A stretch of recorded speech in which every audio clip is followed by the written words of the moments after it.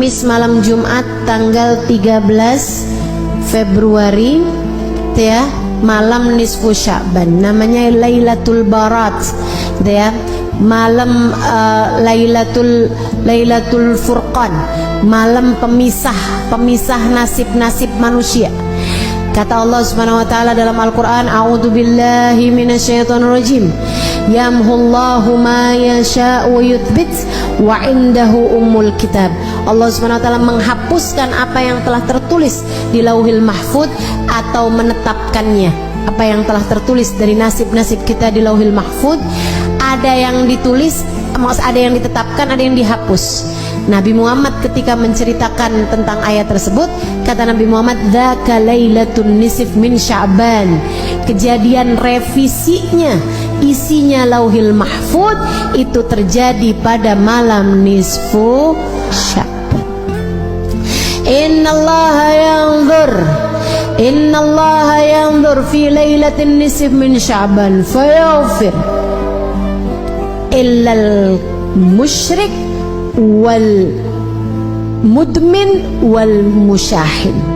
Kata Nabi Muhammad, Allah memandang hamba-hambanya pada malam nisfu Sya'ban, kemudian Allah mengampuni hamba-hambanya kecuali yang musyrik, kecuali yang pecandu minuman keras ataupun narkoba dan jenisnya. Mudah-mudahan Allah selamatkan keluarga kita semuanya dari hal-hal yang semacam ini insyaallah. Kemudian wal musyahin, yang di hatinya masih menyimpan dendam permusuhan kepada sesama hamba Allah Subhanahu wa taala. Itu sisanya Allah ampuni. Itu malam penting, malam nisfu Sya'ban, malam perubahan nasib. Ibu, malam revisi nasib. Nah ini nih, pada setiap tahun itu Allah punya malam revisi. Jadi Allah Subhanahu wa taala ada yang netepin, ada hapusin apa yang telah tertulis di Lauhil Mahfuz dari nasib-nasib kita sekalian, dari rezeki kita, dari keadaan kita hidup di dunia nih. Kemudian lagi termasuk darinya adalah masalah kematian kita, husnul khatimah ataukah su'ul khatimah.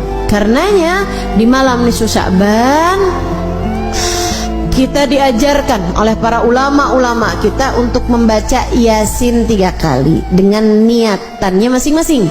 Yasin yang pertama dengan niat Allah karuniakan umur yang berkah, umur yang panjang dalam taat pada Allah Subhanahu wa taala, umur yang panjang baiknya, umur yang panjang kebaikannya, umur yang panjang pahalanya. Bukan asal umur panjang waktunya, bukan, tapi yang minta kita panjangin, yang kita minta Allah panjangkan adalah panjang pahalanya, panjang berkahnya, panjang manfaatnya, panjang kebahagiaannya. Mau nggak panjang umur di atas tempat tidur terus? Nggak mau kita, nggak mau. Makanya kita minta pada Allah Subhanahu wa taala umur yang berkah, umur yang dalam taat pada Allah Subhanahu wa taala. Kemudian Yasin yang kedua kita minta sama Allah Subhanahu wa taala biar Allah karuniakan rezeki yang halal, yang thayyib, yang berkah, yang mencukupi kita, biar cukup semuanya. Lagi mau ngawinin anak ada rezekinya, lagi mau nyunatin ada rezekinya, lagi pengen ngasih anak-anak hadiah karena lulus sekolah ada rezekinya, mau ajak anak-anak jalan-jalan ada rezekinya. Itu tuh yang enak tuh, rezeki itu yang kayak gitu tuh, yang mencukupi, cukup gitu semuanya. Mau begini enak, mau ini enak, mau ini enak. Dan gak semua orang punya rezeki yang mencukupi. Kadang rezekinya banyak tapi kayak gak cukup aja gitu. Ada yang kayak gitu. Nah, kita minta sama Allah tuh rezeki yang halal, yang thayyib, yang berkah, yang mencukupi kita sehingga nggak lagi tertarik merezekinya orang. Gitu udah cukup kok, alhamdulillah. Itu yang kita minta sama Allah Subhanahu wa taala. Juga rezeki-rezeki yang lain, karena rezeki itu bukan cuma urusan uang.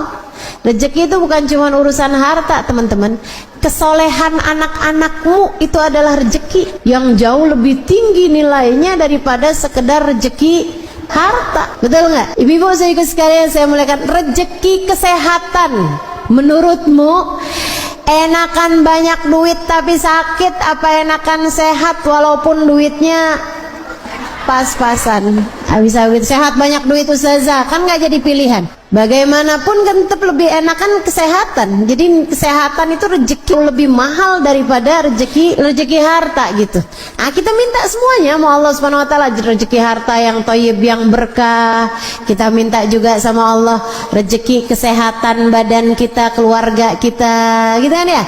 Kita minta juga sama Allah kesalehan diri kita, kesalehan keluarga kita, jadi ahli taat semuanya, jadi ahli ibadah semuanya, insya Allah. Kemudian Yasin yang ketiga, kita minta sama Allah Subhanahu wa taala ini yang paling penting dalam kehidupan kita, yaitu dengan niat semoga Allah karuniakan kepada kita kematian dalam husnul khatimah, biar mati di saat iman begitu kuat dalam hati kita.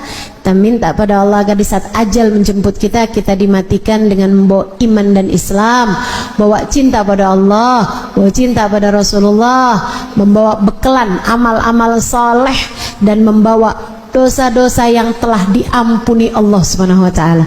Jadi pulang nggak pakai bawa dosa lagi, karena semua dosa-dosanya telah diampuni Allah Subhanahu wa taala. Itu yang kita minta pada Allah Subhanahu wa taala, itu yang kita harapkan dari Allah Subhanahu wa taala. Jadi nanti malam nisfu Sya'ban kerjakan apa yang tadi telah saya sampaikan, baca Yasin 3 kali.